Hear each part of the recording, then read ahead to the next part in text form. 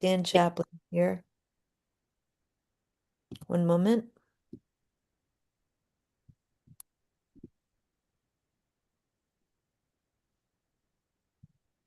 Dan Chaplin here. Okay, we're set. All right, thank you. All right, welcome everyone. Welcome to our September 10th Hudson 7 council meeting. We are meeting today, which is, I said, September 10th. My name is Gary Bassett. I'm also the mayor of the village of Rhinebeck and chair for the Hudson 7. Our Hudson 7 meetings will be live streamed on the Hudson 7's YouTube channel, and the public is advised to subscribe to this channel at all times to watch us. Our in-person meetings occur here at the Poughkeepsie Water Treatment Facility located at 70 Waterworks Road in Poughkeepsie, New York. Our comments are allowed both in person and remote. Please visit our website to learn how you can provide public comment by visiting www.hudson7.org or visit our meeting page. We have already determined that we have a quorum, so I'm going to go right into introductions, and I'm going to start with those on the screen. And then my top left is Rebecca. Hello, everyone. Rebecca Martin, Hudson 7 Drinking Water Protection Coordinator. I want you to say it 3 times fast. And on the right, Rob, our guest tonight. Hello, I'm Robert Scott, Operations Engineer at the Town of Queensbury Water Treatment Plant. A visitor. Thank you. Devin. Hi, everyone. Devin Rigolino. I'm Dutchess County's representative on the Hudson 7, as well as the vice chairman. Captain Lipscomb. Good afternoon. John Lipscomb, advisor to Hudson 7 regarding spill response and recovery. Used to work for Riverkeeper. Ryan. Good afternoon, everyone. Ryan Sharp, Ward 5, Town of Poughkeepsie Town Board. Very good. All right, we're going to move to the room, starting with Dottie. Oh, right. Shannon, sorry. Shannon Roback, Science Director at Riverkeeper and advisor to the Hudson 7. Thanks. Gary. And thank you on the phone. Yeah. Dan, is that you at 2158? Yeah, hi, Dan Shapley, Riverkeeper, also a technical advisor. Hello, everyone. All right, now we'll move to the room. Dottie. Actually, sorry. Supervisor Playcheck is here from Town of Lloyd. Ah. We don't see anybody. Okay, he'll be back then. He must be. Okay. Okay, I'm Dottie DeNobili, Water Plant Administrator here. This is Water Treatment Facility and Technical. Yeah, Ann Shershin, Town Board, Town of Poughkeepsie. Eric Weinstock, representing Town of Hyde Park. Jonathan Churns, Dutchess County Water and Wastewater Authority. Richard Distill, City of Poughkeepsie. Very good. Welcome, everybody. And thank you for all for coming, and thank you for those on the screen who attend. So we've done roll call and we've determined a quorum. I'd like to make a motion to approve our minutes from Wednesday, August 13th. I'll second that. Thank you, And Ann. I've read them. Any discussion? All in favor, say aye. Aye.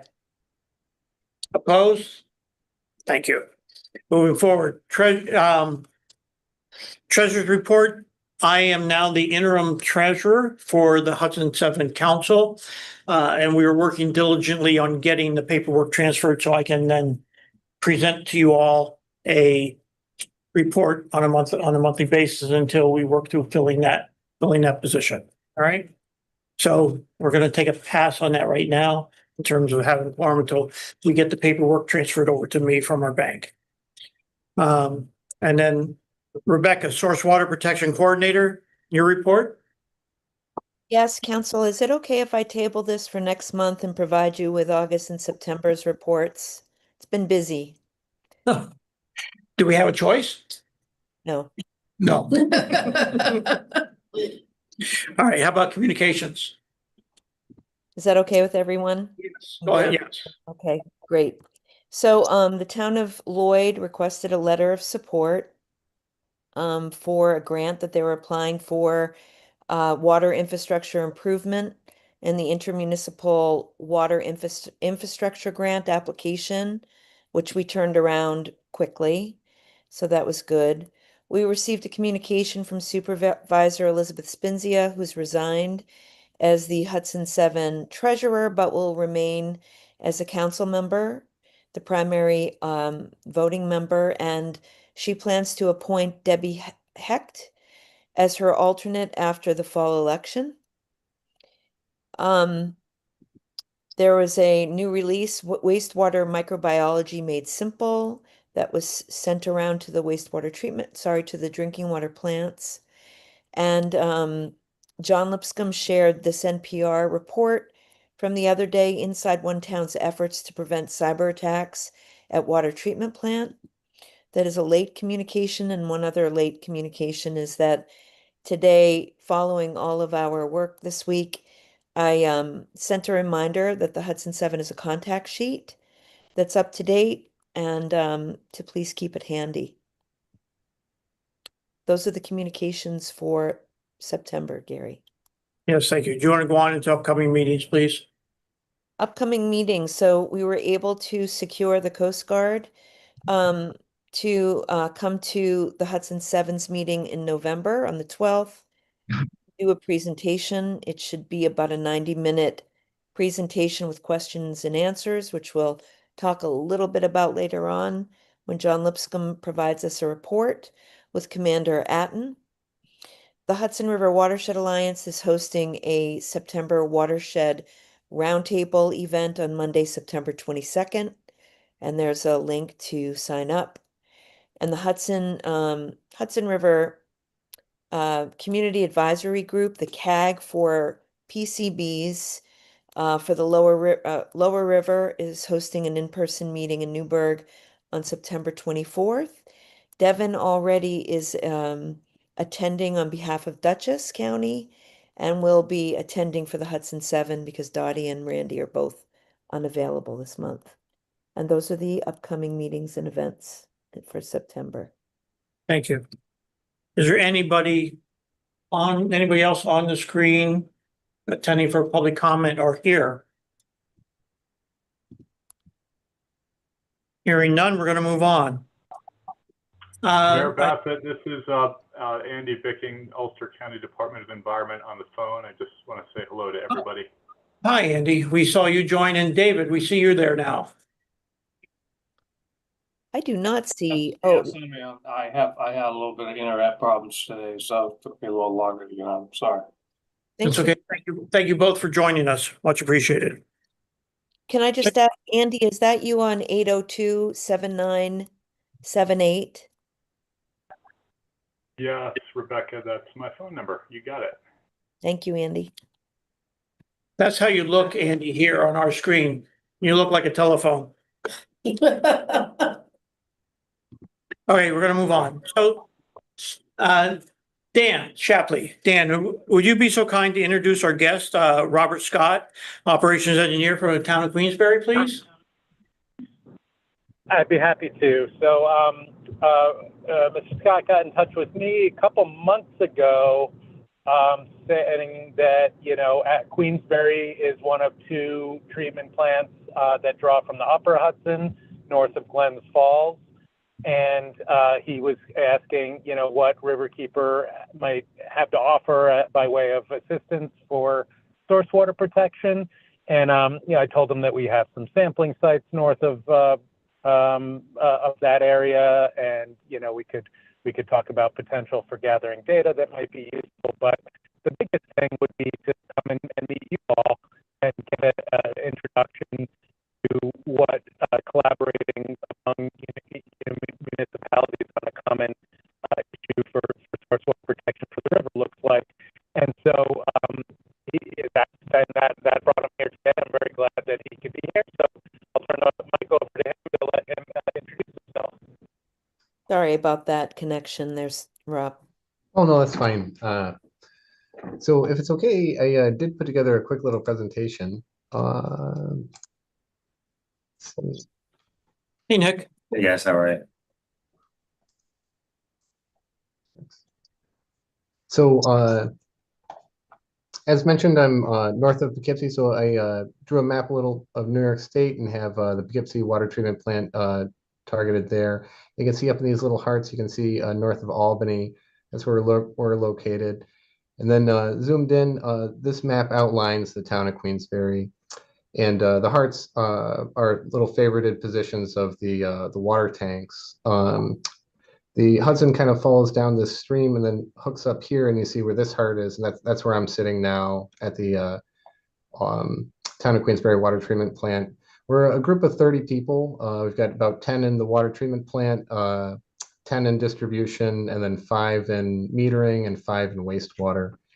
The map in the lower right shows over 200 miles of pipe throughout the distribution system. So there's 3 18-inch intakes out in the Hudson from which we draw the water. So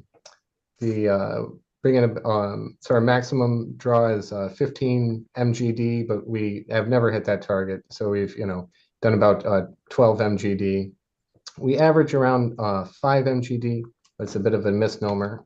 Sorry, that moved a little fast. So then the water comes in, treat with alum and soda ash. Goes through a static mixer and is fed up into 4 flocculators that are made up of 8 basins. Then passes through 4 clarifiers. 2 filter rooms are entirely separate. And then again, showing the distribution system and the different tanks. This is the flows on average. So in the summer, we peak around 12.5. In the winters, we see peaks because of snow making for the mountain. And then lastly, I just want to show a map of the wastewater system. So Queensbury doesn't do any wastewater treatment ourselves. It all feeds to Glens Falls, and the Glens Falls wastewater treatment plant, which discharges into the Hudson. So that's the quickest tour you'll ever get.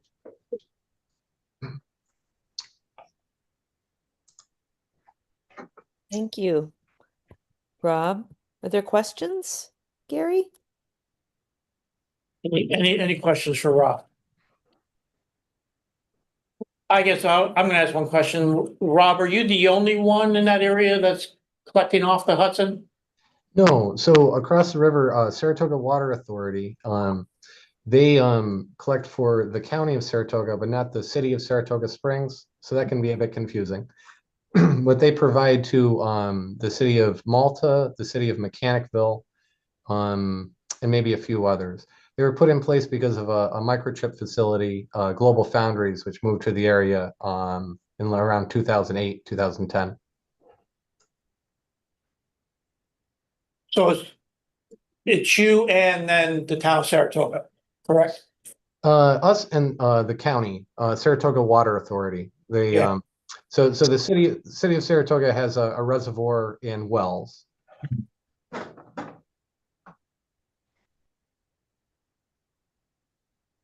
So just I may have missed this, Rob. So the total number of communities in your vicinity, and I understand vicinity is subjective, that use river water is how many total communities? Or better to ask, how many water treatment facilities serving how many facilities? Right. So there are 2 water treatment facilities. And then there are a number of municipalities, right? So the town of Queensbury provides not just for the town of Queensbury, but the town of Kingsbury, village of Hudson Falls, and the town of Moreau. Right. So, but 2 intakes. Correct. Right. And a follow-up question, which we could talk to you more about on another day, but as with many of the communities on the Hudson, they intake drinking water and discharge wastewater. And the question, it's not an elegant question. It's not pretty. Are the discharges from the wastewater plants above or below the drinking water intakes? Below. Below. For the communities you serve, obviously. For the communities I serve, there is one north of us, or upstream, as it were. Right. All right. Thank you. Dan, is there anything you'd like to add? Yeah, I'm sorry. It sounds like I might have cut out before. I apologize. I will be in the room in a minute. I would just say, I forget the total number of communities that are in Saratoga County, but there's a lot of parallel in the Upper Hudson and the and our Hudson 7 in the population served. It's pretty close, as I recall, from looking at the population numbers. Like Rob said, there's a big chip fab in Saratoga County that relies on the river water there. We've got this, similar in East Fishkill, relying on river water from Poughkeepsie. So I think there's a lot of similarities, obviously a lot of differences too, just in the conditions of an estuary with industrial shipping versus the Adirondack Park, the dominant part of the watershed upstream of Queensbury. But hopefully a lot we can learn from one another, and just hope that, Rob, we can keep talking and see how we might be able to help see that something like the Hudson 7 model applied to your region if it would be beneficial. Yes, I hope so. Yeah, that was going to be my question, Rob. Is there any organizations up there that are doing anything similar to what the Hudson 7 is doing? So not currently, and that's what really drew my attention. I first started looking for just what other municipalities are using the Hudson the Hudson River for drinking water, and then I came across Riverkeeper, and Dan turned me on to the Hudson 7. In terms of population, we talked about communities, but in terms of population, do you have a number in terms of population of people served? So the town of Queensbury is 20,000 people, but we serve 40,000, including our surrounding municipalities. And then I would imagine there would be similar numbers for Saratoga Water Authority. So imagine 100,000 total.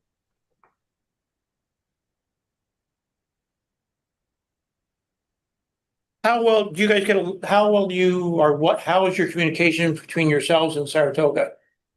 So I personally haven't had much communication, but my primary operator has a best friend over there.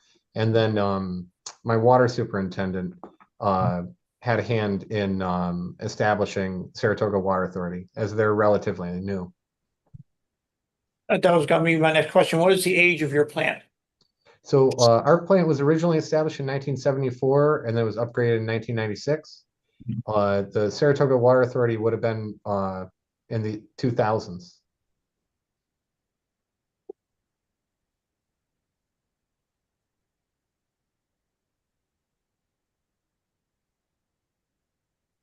Are you planning you did one upgrade to your plant. Are you doing anything else in terms of upgrades?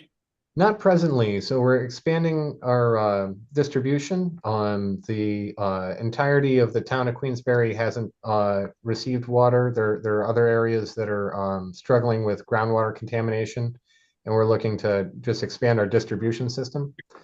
But long term, we do see expansion. Thank you. Is that it for everybody?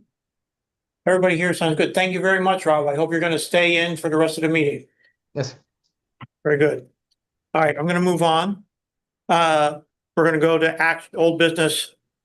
Dottie, let's talk about your experience with the salt. So yes, you're currently experiencing a salt front episode. We began to see an increase in conductivity here at the plant, which is what we're using to estimate the concentration of sodium in the river.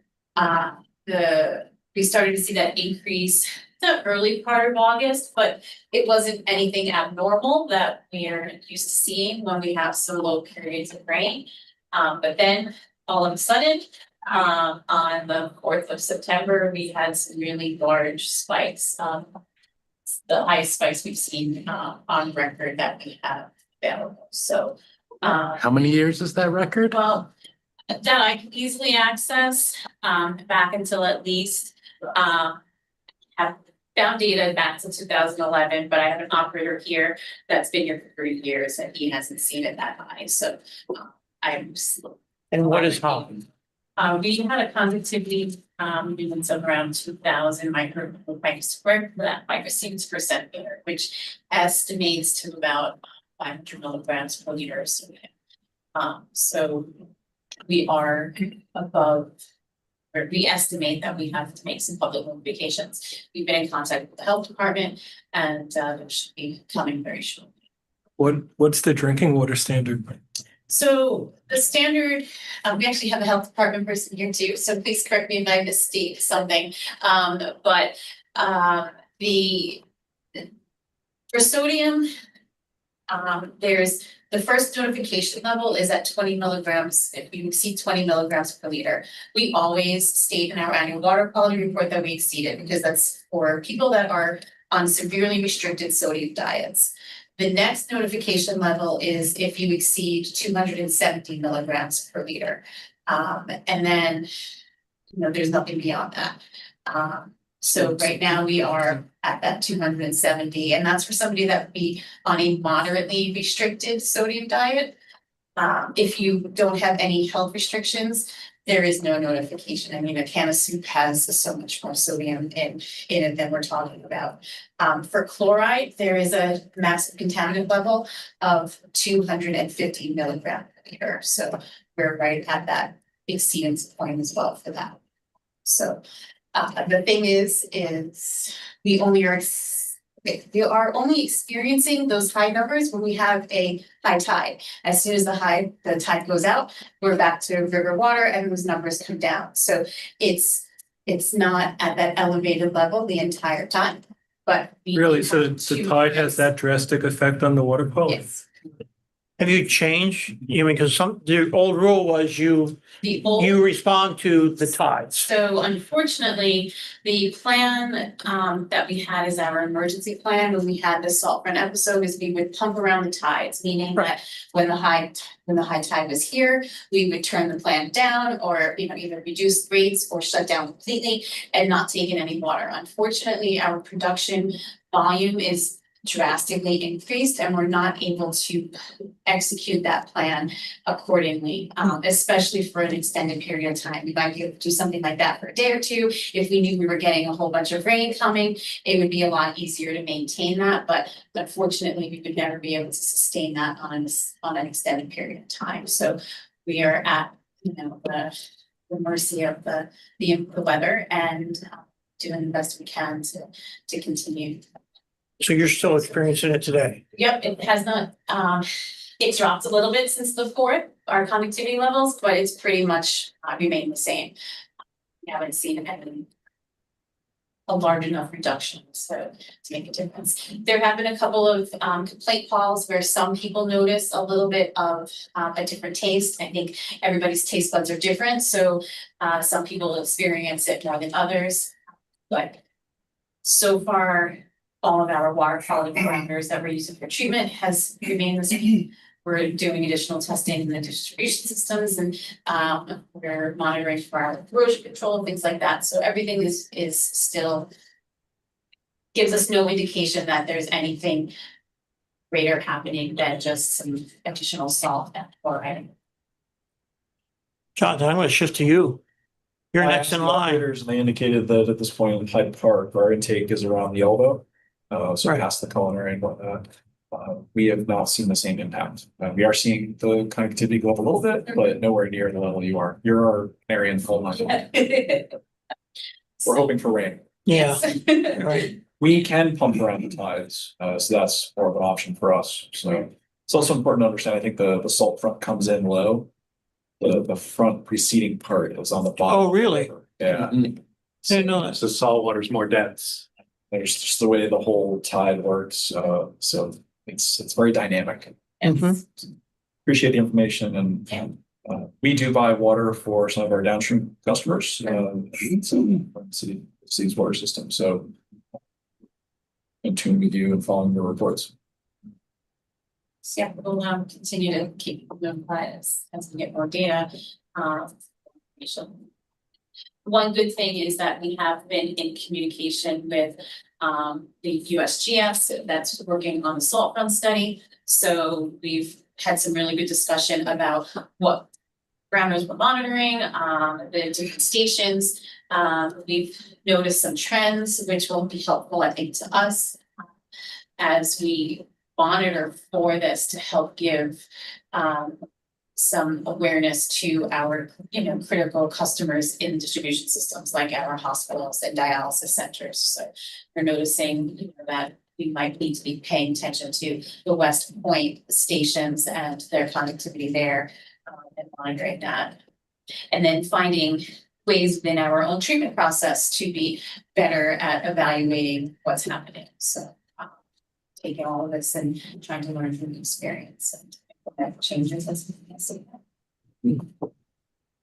Those sensors that are West Point and then Marist, those are probably superficial as opposed to being the water you're drawing, which is deeper, right? Yes, but I can say the trends from what they're seeing, they look identical. Yeah. So they're really, I don't think it's much difference. Yeah, I pulled the HERCOS data up. Yeah, I was playing with that earlier in the week. Mhm. And, yeah, I can see what you're experiencing with the tides. Yeah, so it's pretty impressive when I look at it and you can see exactly the same exact trends. And then when West Point, now they're saying that there might be some issues with the West Point USGS station and their conductivity meter, but currently when they're reaching like that 8,000 microsiemens, that's when we start to just see that uptick in conductivity. So if we're using those, those two guides, we might be able to help identify,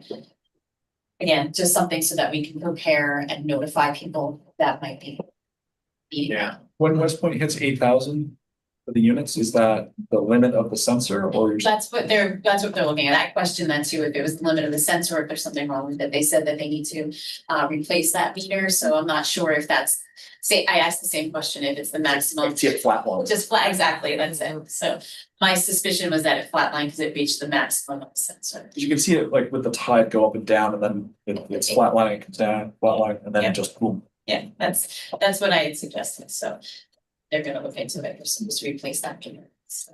We'd love to keep getting whatever data you wish to send. For sure. Sure. So that's all I have. Thank you. Any questions for Dottie? I Yeah, have one question.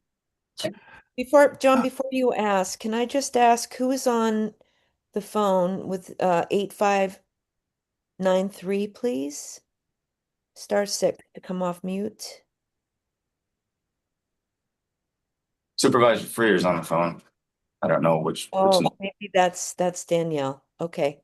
Thank you. That's probably who it is. And also I just wanted to make sure that the town of Lloyd is here in the case there are any questions for the town of Lloyd about the salt front. And then John, feel free. Yeah, that is my question. I was wondering if Lloyd noticed the same salt spike.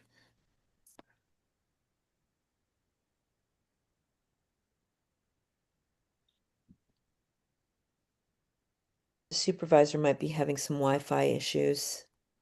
Yes. And anyway, I'd be curious because their intake is a little south of Poughkeepsie's at the bottom as well. All right, we'll follow up. We'll follow up another time. Thank you.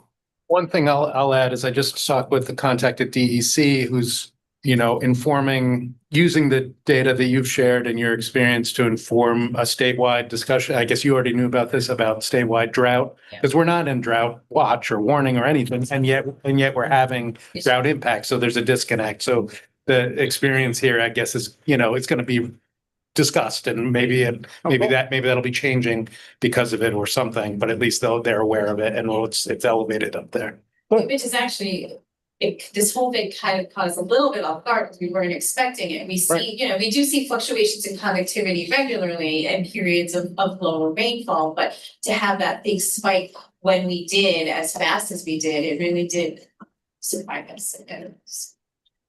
I'll just add that I spoke to Paul Melrose about this, and he was wondering if some of this impact had to do with the hurricane and pushing the tide up or pushing the water up the river. He's not here tonight, but he had made that comment to me. Yeah, we haven't seen extraordinarily high tides in the lower estuary, which obviously we would see that, like flooding boatyard, stuff like that. All right, thank you.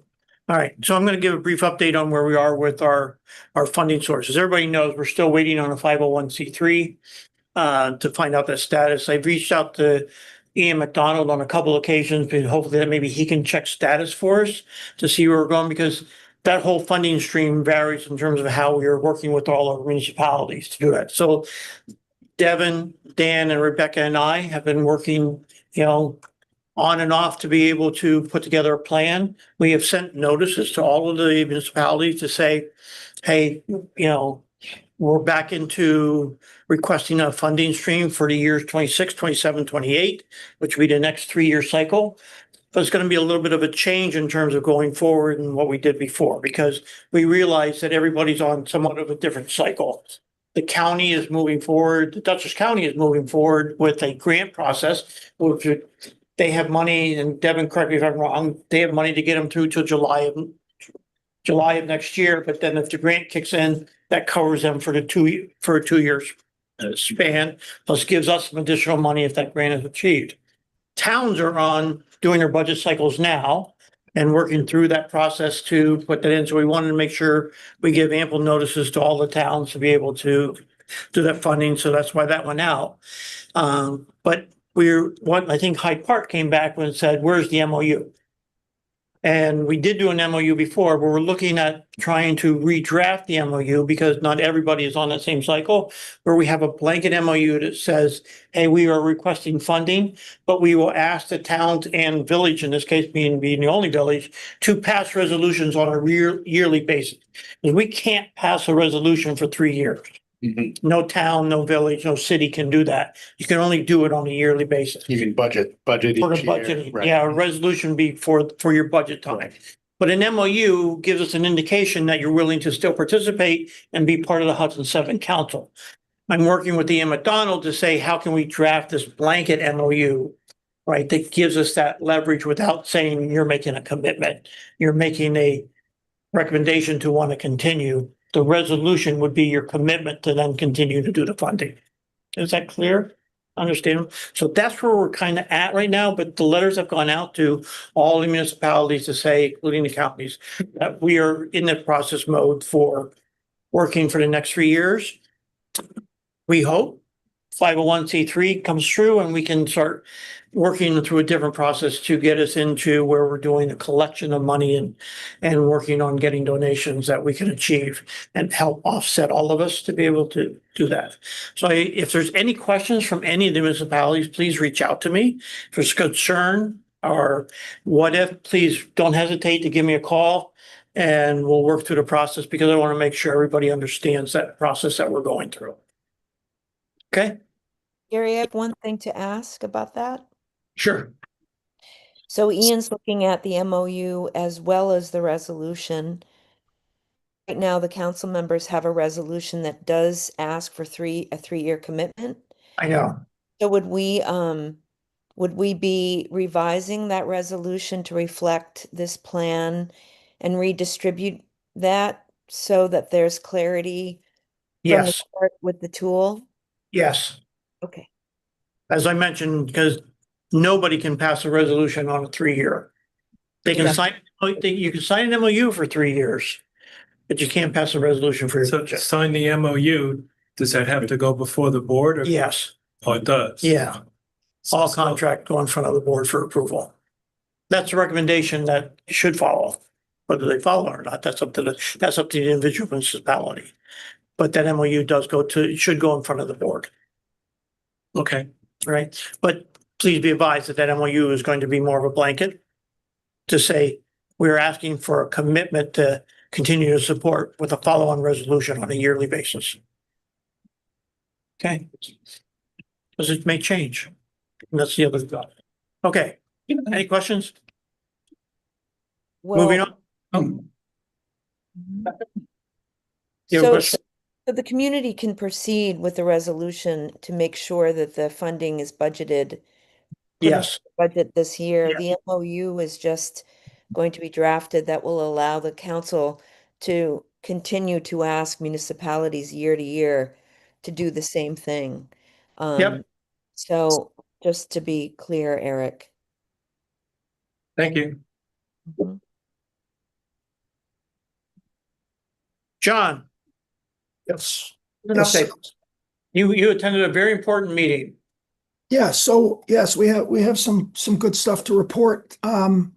There was a GUI, it's called, a Coast Guard exercise or drill. It's called a government and unannounced initiated exercise down at the Petro terminal, which is just south of Shadows Marina in Poughkeepsie. And so I'm going to go quickly because there's a lot here, and then if I miss something, you guys will have questions. But so one thing that's not obvious, but it's worth mentioning, that the Coast Guard picked for a GUI of all the places they could have picked, they picked a place within the reach of the Hudson 7. And I don't know whether that was by accident or on purpose, but we're going to take it as a good sign. In this exercise, the Coast Guard roll in unannounced, and they say to the people operating the facility, you have 1 hour to get 1,000 feet of boom out, and you have 2 hours to have an oil spill removal organization, or OSRO, a contractor, show up with a skimmer and the equipment that's required. So each facility like this has a facility response plan.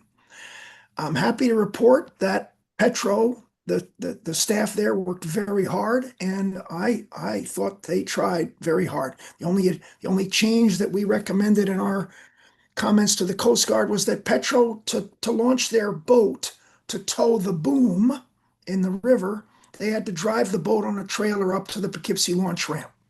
That added time to the response, and more on how critical time is in a moment. As part of the facility response plan, they're supposed to send out notifications, and they had a list that they had worked out with the Coast Guard in developing their FRP, or facility response plan. And those calls went out very efficiently. The comment we made was that the call list was not sufficient. So we recommended contacts for Hudson 7 so that we wouldn't be relying on Poughkeepsie Police or anybody else. The call would go directly to and we gave them a list of first, second, third, and fourth. And the request was that if they didn't get a one-on-one contact by phone and they didn't get an immediate call back, they would continue down that chain of command. It would be on Hudson 7 to disseminate the information internally between all members of the council. We added also that we thought that as the IBM intake is 2.2 nautical miles south of Petro. I don't know what they're doing with river water in IBM, but with the possibility that, that spill can be any product. If it's gasoline or ethanol, it's floating on the surface and it's extremely explosive. And so we suggested that IBM be on the call list, because if their water is being used for something that could ignite a volatile product, that would be a bad day. So the good news, so we've heard back from the Coast Guard. They agreed that the facility did well. They agreed to add our notifications that we recommended for this Petro facility response plan. All the other facilities in the region will not get updated as a matter of course. That's another step for us. The main comments that we made were that and this is not the facility's fault. They're given this response plan and they've got to march to that. They've got to check the boxes. Our point, and this is a point we've made all along in Hudson River response, is that the tidal current is not considered adequately. So, in the Poughkeepsie reach of the river, a flood and ebb tides vary between a knot and a knot and a half. A nautical mile is about 6,000 feet. So it's 100 feet a minute that the plume would be moving. So in this exercise, they deployed 1,000 feet of boom, which is great, but they deployed it around the point of discharge per the scenario of the drill. But by the time the boom was closed, an hour and 40 minutes had gone by. So while they satisfied the scenario timing, the the plume would have been nowhere near where they put the boom. So we recommended, and this is what we'll have to take up with the Coast Guard. This is the beauty of the upcoming meeting with Commander Ayton and our collaborative dialogue with the Coast Guard. They cannot deploy boom at the point of discharge unless the discharge is ongoing, but they also have to chase the product. And the response from the Coast Guard acknowledged that problem. So by acknowledging the problem, we have a great base for dialogue going forward. Our most sort of our major criticism was the OSRO that showed up. They are Miller Environmental. They work out of Newburgh, and that's a 40-minute drive. They are on retainer with all these tug and barge companies and facilities, shore facilities. And they showed up, took them, I think, an hour and 40 minutes to get to the site. They showed up with a skimmer and a compressor and a generator. The generator died. The skimmer stopped. They didn't know how to run their equipment. It appeared. So the Coast Guard response acknowledged that the OSRO needed a little bit of a tune-up. But all in all, we learned a tremendous amount, and we have the table set for the next layer of dialogue. I'll add, and then I'll be quiet for a question, is that we have signed up for 2 of these subcommittees that the Coast Guard has established to help design the new 2026 area contingency plan. The area contingency plan is the harbor and riverwide manual. It's a good 6-inch thick book on how responses are supposed to happen. And so that modifying that through our input through these subcommittees gives us a good chance to, for example, start factoring the tidal current more than it currently is. I just want to make sure everyone understands that this is a long conversation with many, many small steps that might lead to a really good outcome, but it will take a long, long time to make incremental small improvements. And John, I just want to add to that. This is great that you were able to go, that you provided comments about the experience, feedback to the Coast Guard.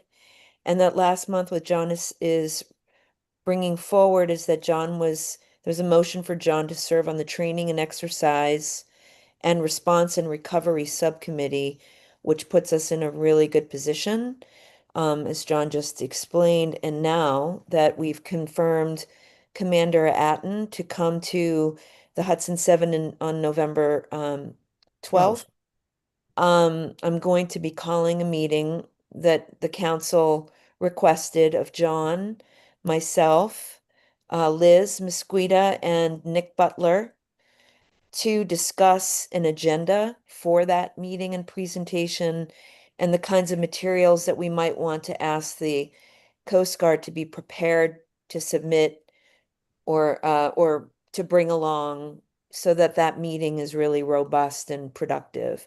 So that will be our next steps now that we have everything in line.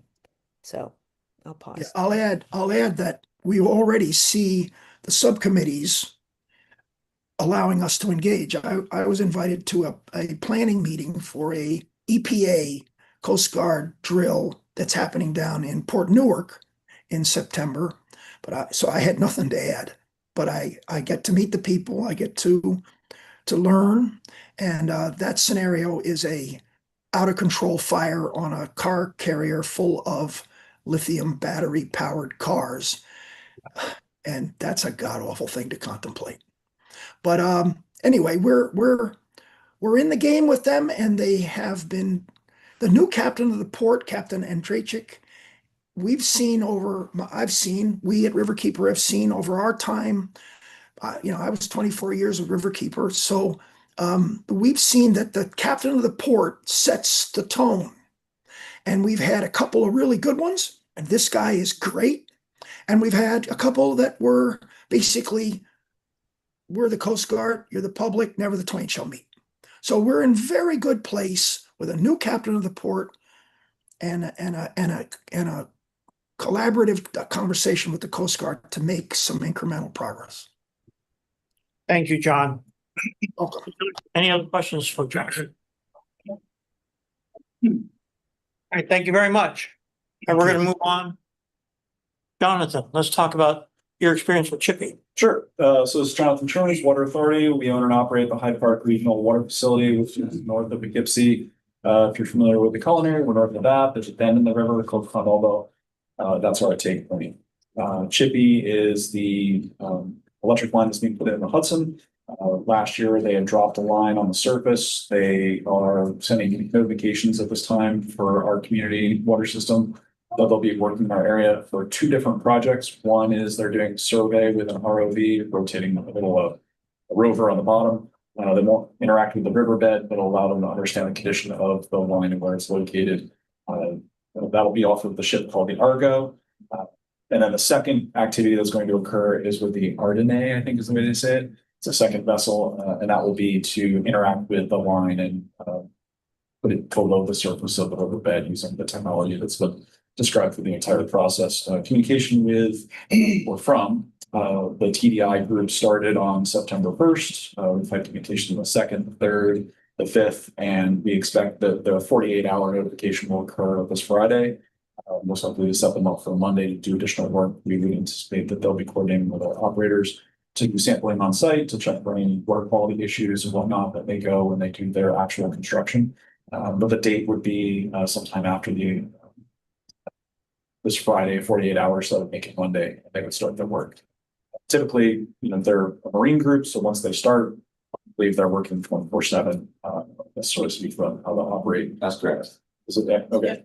So we expect their operation will begin soon, and we'll continue to get notifications and coordinate with their staff to ensure that we have no issues, and if anything comes up, we can coordinate with them directly. I've been sending the notifications we're receiving to the Hudson 7, and those have been forwarded on. So just to keep you all in the loop. That covers current position. So the Argo is near Hastings on Hudson, which is just south of Tennessee Bridge, and the Ardenne is more near just north of the Verrazano Bridge. Monitor that off of the monitoring that involves the John, I got a quick question about the burial technique. Did they mention which burial method they'll be using, whether it's the jet power or the remote burial tool?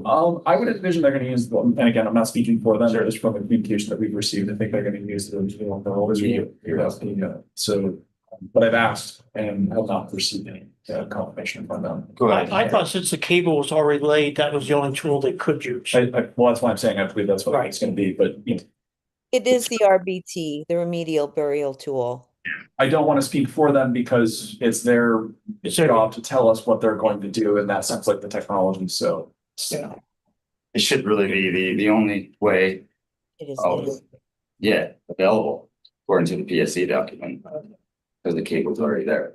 The jet plowing is a huge craft. It wouldn't, right? They got one shot. We know that they were supposed to do the RBT, but it was the cold, right, or the ice that kept them from being able to bury it at the time that they were supposed to. Isn't that right, Jonathan? Yeah, ice was a difficulty for what ice we had last year. It was an issue for them. Right. Thank you. We'll continue to keep you apprised of what we learn, and thank you. We'll definitely be following up on their technology that they plan to employ. It's been asked, but just not answered at this point. I think my question now is for Rob. I didn't help me with geography here. Rob, they came down, were they burying the cable through your intakes or were they out on land there? Do you know? Yeah, I don't know that there's any cables buried around our intakes. You think it was land? They're correct. They're terrestrial up in Queensbury? Yeah. Oh, they are? Oh, well, that's what we're thinking. Oh, right. Because I think they come in Catskill. That's what.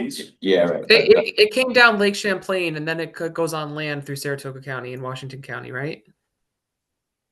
All right, very good. Okay. Yeah. We're gonna- She's we're one gonna of move on. the individuals we're talking to are Sabrina Taylor. Yeah. And I'm also talking to So I was. Luke Hoffelin. Yeah. That's spoken. There's one other name that I've seen. Luke. No, it's Luke. No. So I'm glad that they are keeping up with their communication because they were not good to Poughkeepsie, and that freaked us all out as well. Yeah, because so weird. We were, yeah, they came to use the hover technology in order to evaluate the cable, and they didn't notify us. Fortunately, I was on vacation. Our operators happened to see the big boat sitting right by our intake and kind of panicked, and they were able to take our drone out and fly it above boat, and they saw just a lot of turbidity right in front of our intake. Hopefully our plan's able to handle an influx of turbidity, but not knowing what it is, it was, concerning. So they weren't aware that that was going to happen.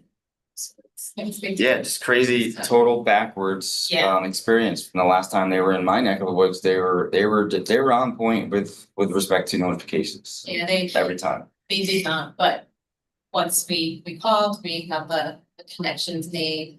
I think their perspective probably was that the ROV wasn't gonna create a disturbance or they weren't gonna interact with riverbeds. They didn't think. But then when you did that, then that heightened their awareness and they started to communicate, I think, with all their partners. So we're thankful for that. Sure. Have you ever flown a drone by other tankers going by? Do you see that similar discoloration? That was something that we're going to, we have not done that. Okay. Just from what we can see out here, like you were able to see the turbidity just standing from this window, Sure. looking out. We see big big tankers and stuff go by. We don't really notice it. TDI said that it was because the boat was hanging out there for so long and going so slow that this was their explanation that could have been why we received such kick up of their rock wash. Don't they have a field tech on the bridge watching? No, that is Central a Hudson. different That's the project Central happening. Hudson. That's the Central Hudson drill sorry. pouring, Right. of sediment. That's where they have the watch for Central Bridge. All right, well, Jonathan, thank you for keeping us aware of what's going on. Eric. Yes, I traded emails with the case manager from the DEC and they say that the RI report is still being prepared. Okay. No update. All right, thank you. Gary, we have one new addition, which is the Central Hudson MGP that wasn't. on the It's on my agenda. Very Thank good. you. So, yes, I'm gonna switch to Dan or Shannon, who's online as well. Talk about Central Hudson MGP. That was a late ad this afternoon to the agenda. Yeah, I think it's quick. I think Shannon worked with Dottie to get the cleanup. So this is the manufactured gas plant coal tar cleanup that's right there. Sediment in the rivers, got a bunch of coal tar, and Central Hudson's on the hook to remove it. They need to design a way to do that cleanup without impacting Poughkeepsie and other water intake. So they're in an investigation phase. They're wrapping up that phase, I think they said in the email, and I'm looking, it looks like through the 12th. What are we, the 10th today? So this week, they'll be done with that. I don't know if you've seen it or seen any activity, but. Thank goodness there has been no issues at all with their plan and how they execute it. I think Shannon was able to get them to commit to an additional commitment to test if they saw something, but luckily nothing was mobilized, like no sheens or whatnot. So that's wrapping up. I think that's the main update is just that phase is wrapping up, and then they'll move into making sense of the data and then coming up with a new cleanup plan over the course of several months.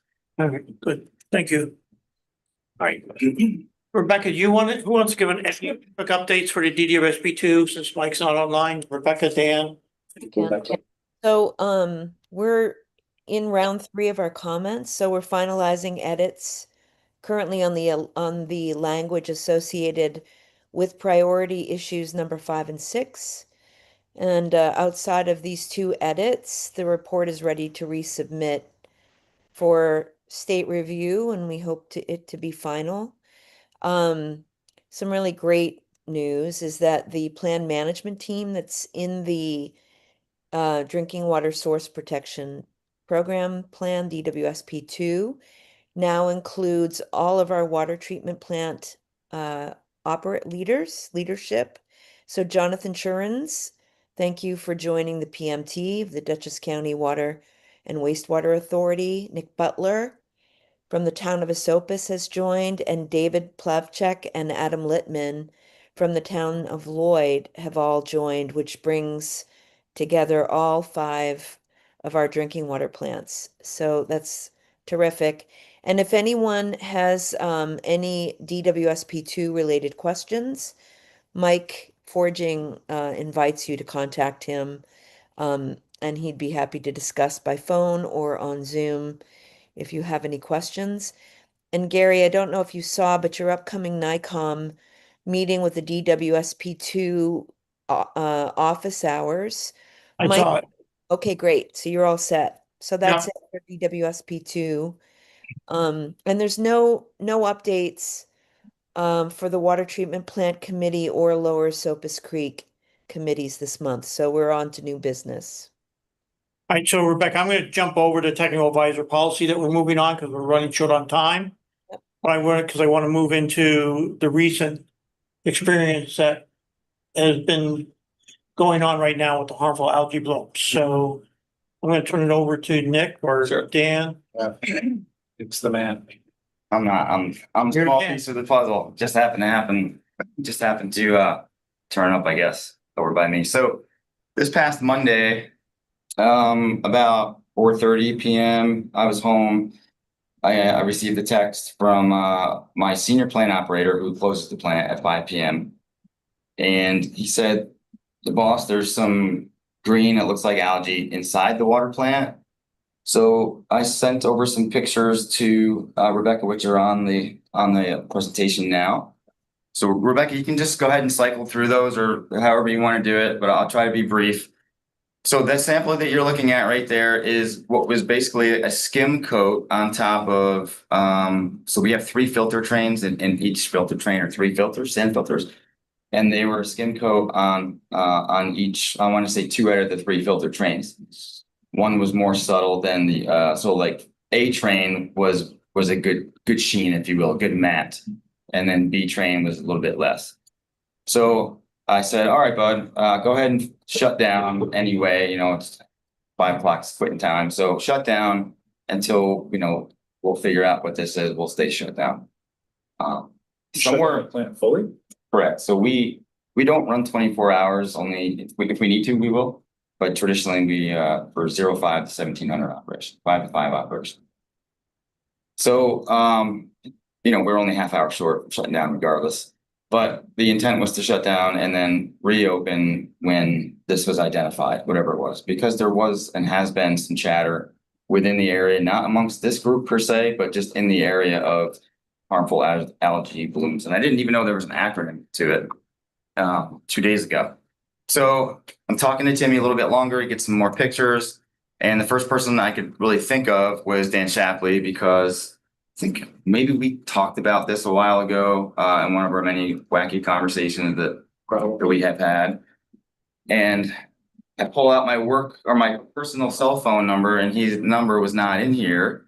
So I go on Google to look up what HAB looks like, and I go to my work phone, and the first link on Google is Dan Shapley with his hand and full of muck, right? From the Walkio, and I think it was 2022. Right.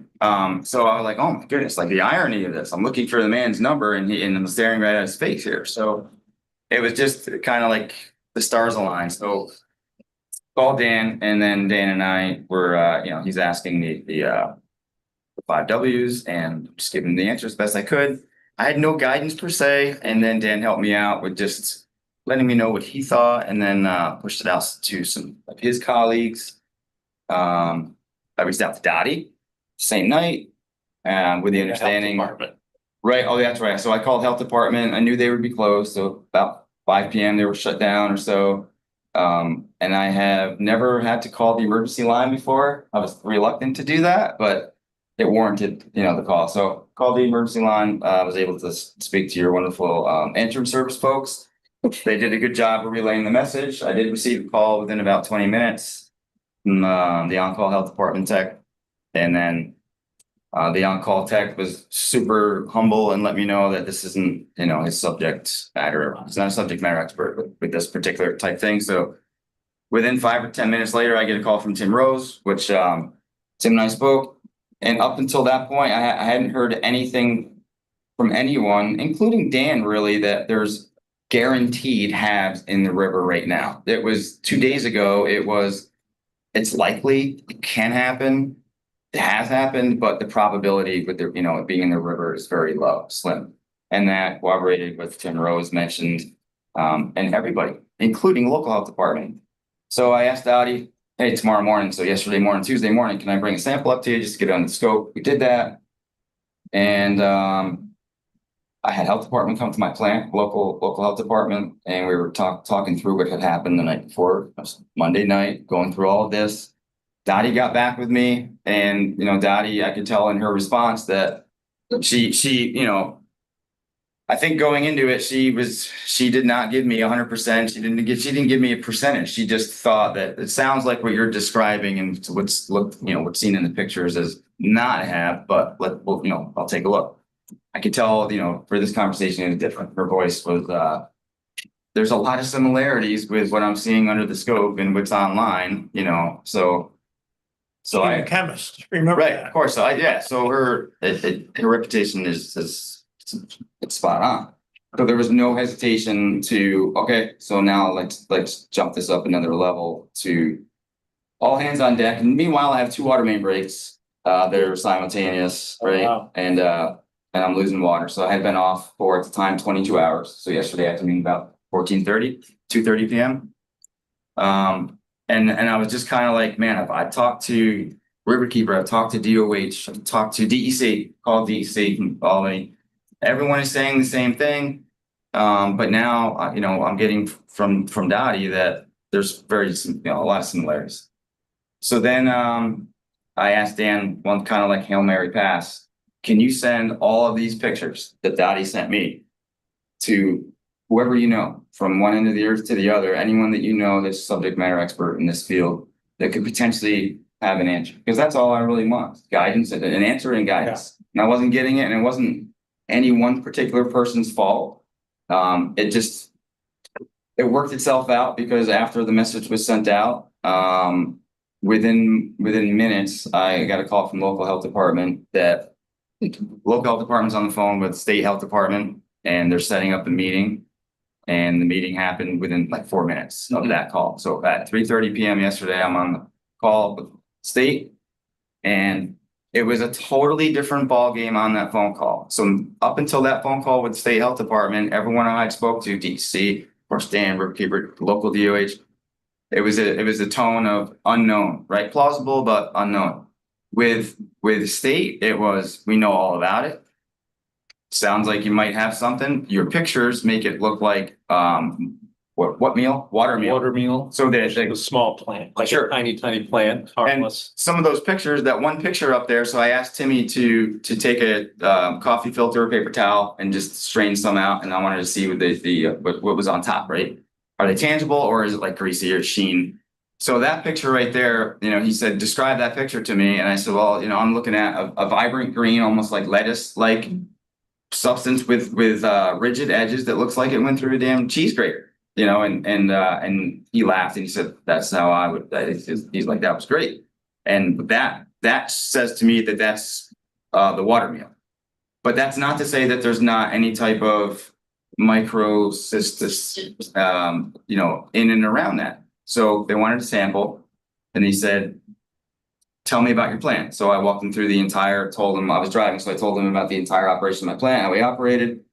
And he liked what he heard. He had one demand that the first process control, sodium permanganate, I would lower the residual in the raw water. So I would lower the dosage to the raw water so that in the event, I get the okay to fire up, but as I'm firing up and bringing water in, if the sodium permanganate hits these things and they're coming in and destroys their cell walls where the toxic stuff lives, that could be a, problem because now that would leach out to the clear water. Yeah. So to lower that Can dose. we pause on Yeah, that just go because ahead. I think that's relevant to all the other treatment plants, and I'd like to encourage all the plants to talk to the health department about whether they should be implementing Oh, yeah. that too. Because that's to limit zebra mussels from clinging to your intake. It's twofold. So But it's zebra mussels, but it's also an oxidizer. So ideally, so my plant's a little bit different than everyone else here. I have an outflow clarifier, but the clarifier or an outside side bay, flock bay, whatever's entering that, if you have pre-treatment, if we're talking about potassium permanganate or sodium permanganate, it's an oxidizer and it should eliminate organics before they even get into the plant. So twofold there. But what you're talking about, Dan, is super solid. Go ahead, Doug. I just want to add, even pre-treating with chlorine, if you're pre-treating for filtration with chlorine, it's the same thing because you break the cell walls. Right. And So the idea is keep the thing alive essentially so that you can filter it out physically. But if you kill it, it breaks open and then the toxins don't get treated through the treatment process. They can break through. So that's the thing that operators, I think, need to know and talk to the DOH and get. Yeah, super. Get on their same page, because I think where we'll get is the microsystems out there. It's probably widespread in the river. Yeah, and I feel like this is something that my eyes have seen, not just the 4 years I've been up here superintendent, but I striper fish the river, ever since a kid. And I just feel like you see this, and I might be confusing it with something else. But my guys at the plant, 2 of them have 15 plus years, 16 plus years each. And they feel like they see it on the river every year, but never inside the plant. So this was the first time that it's ever been in the plant. Yeah. Which was a flag. Like, how did this? My intake's 41 feet deep. So how, whatever it is, it obviously went through 16-inch, but the intake in the 16-inch pipe into the water plant. how is your intake? 250 feet from the curb, yeah. And then are you, when I go just north of the Esopus Lighthouse, near the 2 domes? Correct, yes, 2 clarifiers. Okay. So you're near the water chestnuts that are breaking up now. Always, right. So 2 times a year, and when the harvester starts cutting in like May, so, and then Supervisor Freer let me know Monday night, because I had asked her Monday night. When I came into work Monday morning, I saw clumps of the water chestnuts like they would have been cut up. But I also know that this time of year they naturally do that. So twice a year I'm seeing it, like we all do. And I thought that every time I see them, you see that also these other kind of like suspended solids. So that's kind of what we chalked it up to. So this morning I had health department come through and test two raw water samples. Both, I think sodium thiosulfate was in both of them, just to kill the chlorine, just to kill the sodium permanganate. And then 1 finished water out of my domestic lab tap in the lab. And we were hoping for those results by the end of the day. But I just want to get back to. Get them? I did, yeah. Yep. Oh, I'm building up to that. Yeah. So we were, the atmosphere with the state was great. It put me at ease, right? To immediately, you can open up after he heard, everything about the plant. You can open up, we deal with this, we know what this is about. So like I had told my local guys today, local health department today, you guys did phenomenal with the information that you had, right? And I worked for the federal government for 17 years, and any government agency, it always seems like the left hand has a hard time talking to the right hand at times, not all the time, but this is something that we're learning and living together. And what better of a time now to be well equipped together and gather the information together. And so that was just a small part of the painful process of getting to the end result. Happened at 3:30 yesterday when I found out I could turn on, and nothing really bad, nothing bad at all, which is a good thing. It would have been nicer to know that when I was talking to Tim Rose the night before in hindsight. Yeah. But we're in a good spot, So they come through, they grab samples this morning, and I did get the results, and results look good. So let me show you what the results are. So in the raw water, I had, so this is UGL, above a 5, greater than 5 UGL of microcystins. Again, that's raw water, greater than 5 UGL microcystins. Finished water, less than 0.3 UGL microcystins. So it's like a non-check. Like non-existent in the It federal is, law. yes, correct. I'll pass the results around. But it is in the raw, so. In the raw. Correct, yeah. in the raw. So, right as I was leaving the plant, so I was a little bit behind, the phone was ringing off the hook and it was the health department reaching back out because I had asked them before I send these out, I only want to have to do this once. Like, what is the follow-up? What would you like me to do? And there was no answer, which was okay.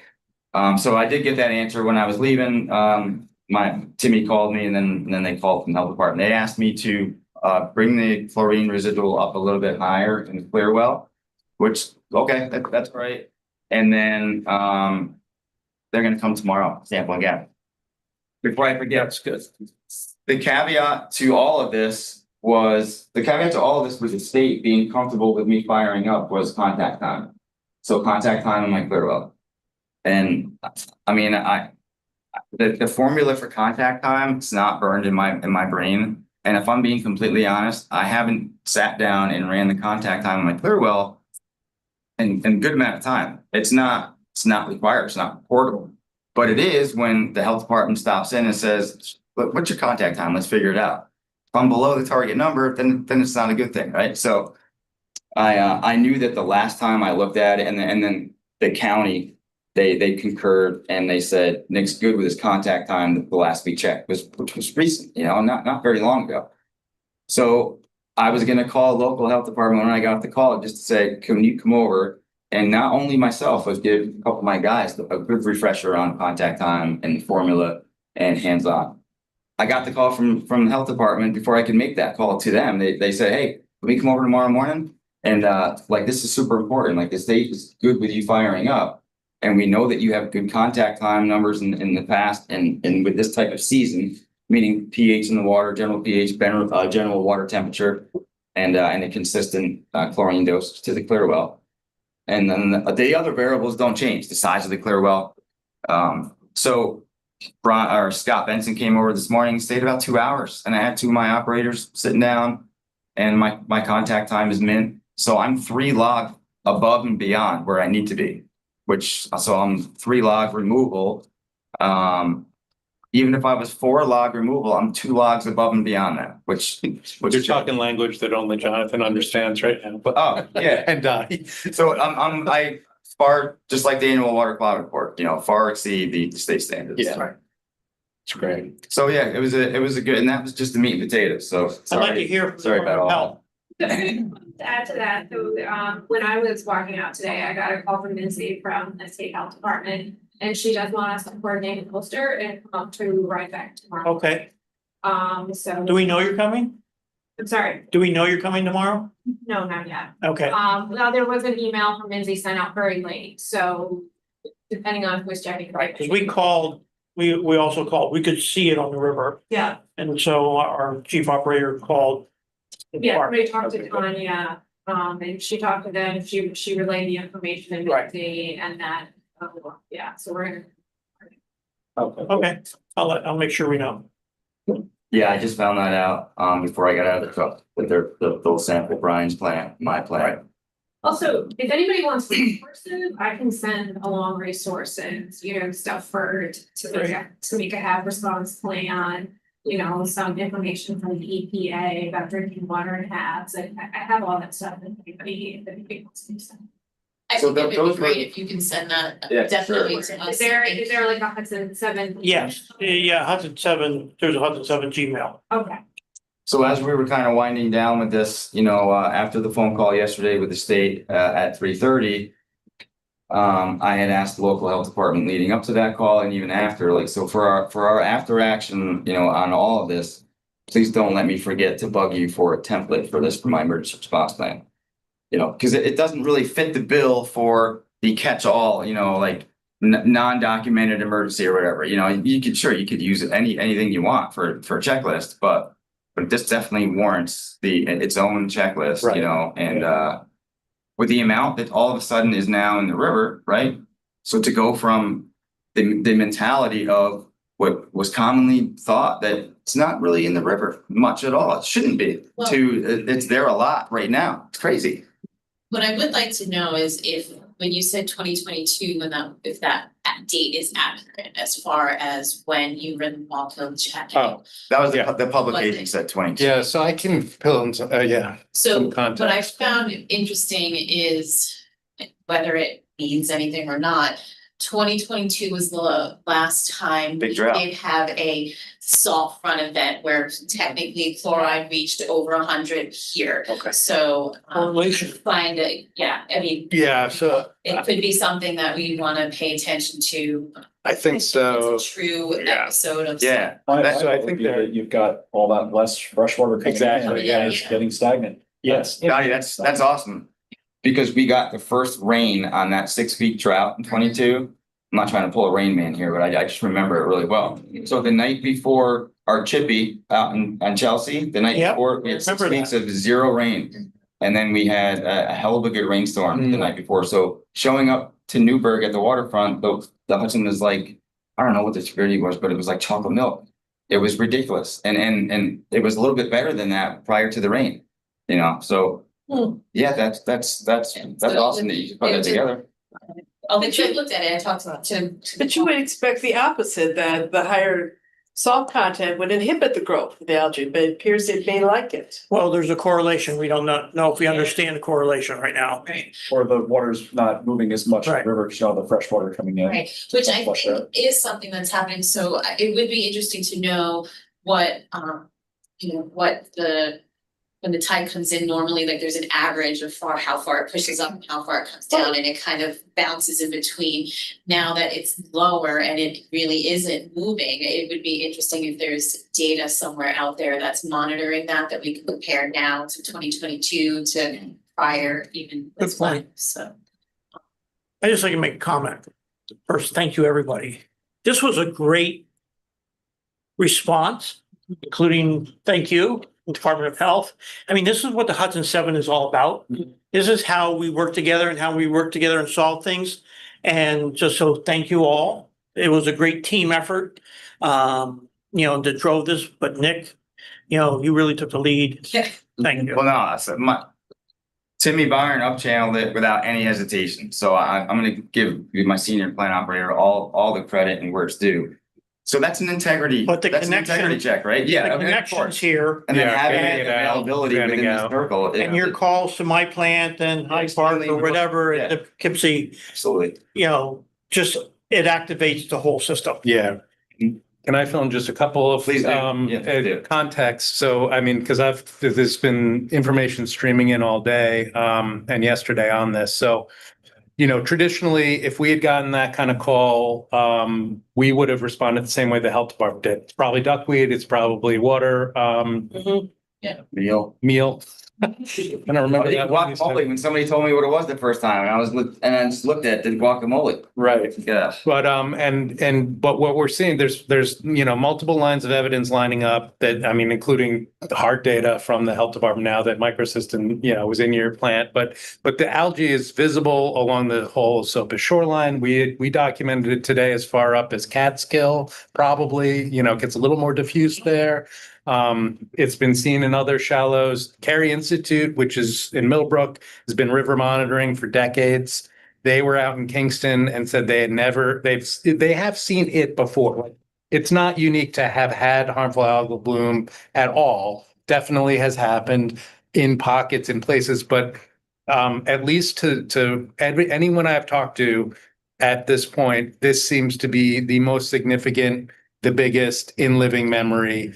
And that goes back, at least in the case of the Carey Institute scientists that I talked to, maybe 1980. So it's a significant moment. It's a different event. I think the drought is part of it, and the drought conversation that the salt front information is going to inform. Now the HAB information will also inform. So that's good. So I would just say, everybody, water plant operators especially, to remain, vigilant. We don't know how long it'll last. It could be over tomorrow, could last weeks. We just don't know. And I'm really glad to know the health department is now in touch with all the plants. So like whatever tune up on process that you had, if there's a need for others, I really hope that there can be testing at all the plants. So I think that there should be that level of knowledge. I think all want that because you can see it, you can see the algae, but you can't necessarily the toxin. And it's so widespread. I think that would be prudent. So I'd encourage the plants to work with the health department. The health department wants to work with them. I think that's prudent, but I'm not the expert there. No, that's worthwhile. And to have at least the five of us know. and yeah, I think so. And then the emergency response plans, I think that you're right on, and I'm glad that that's sort of the starting to churn, but like to have specific response plan. And then Rebecca and I were talking, or maybe Nick, I can't remember who was in that conversation, about maybe doing another training session that really focuses in on this.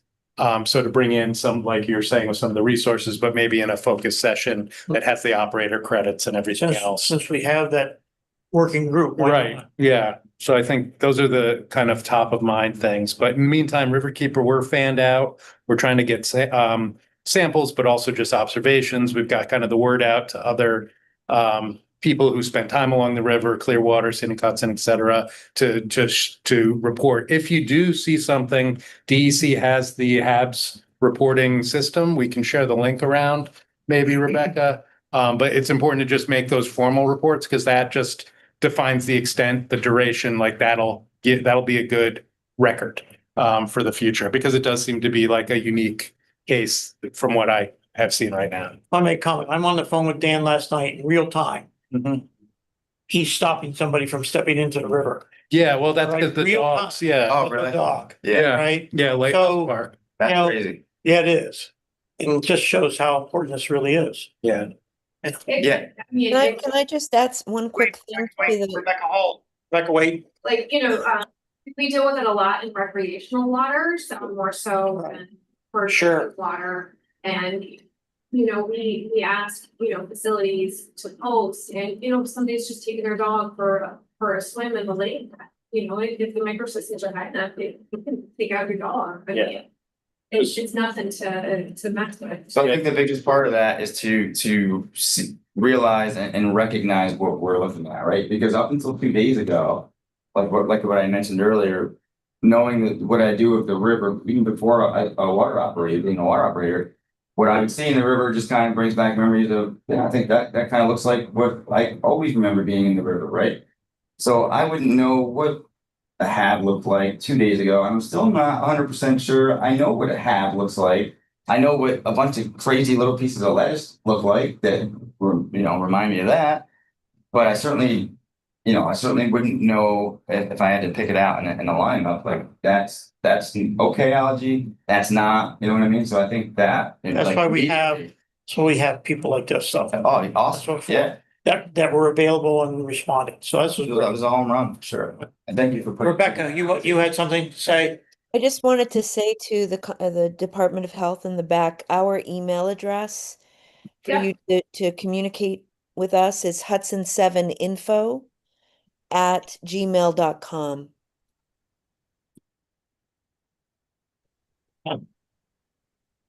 All right, this is great. I mean, thank you everybody for doing it. May I ask a quick question? Quick question. So for Dan, Nick, or the health department, so is water meal a harmful algae or is it an algae? Neither. Watermeal is a tiny plant, even smaller than duckweed.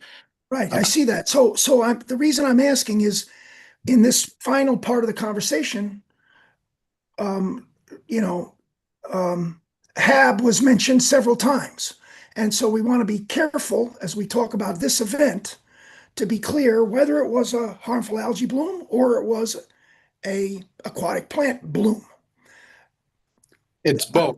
I think there's stuff in the river that's the normal stuff we often see, like the duckweed and the water meal. And there's cyanobacteria. There's cyanobacteria bloom. There's traces of cyanobacteria. So yeah, the greater than 5 UTL. I don't know what to compare that to, like a baseline, right? But I got it. Thank you. I missed that distinction. Thank you. Yeah, and people will, the common person looking at it won't necessarily distinguish the two. Like you'll see green stuff, you won't know, but you take a picture and report it. It's not going to do any harm. We can sort it out on the back end, or we, the DEC. right, thank you for clarifying. Well, thank you. All right. We're way past our time, but this was great. I'm gonna make a motion to adjourn our meeting. Second. I don't think there's any abstention, is there? Yeah, No. very good. Thank you.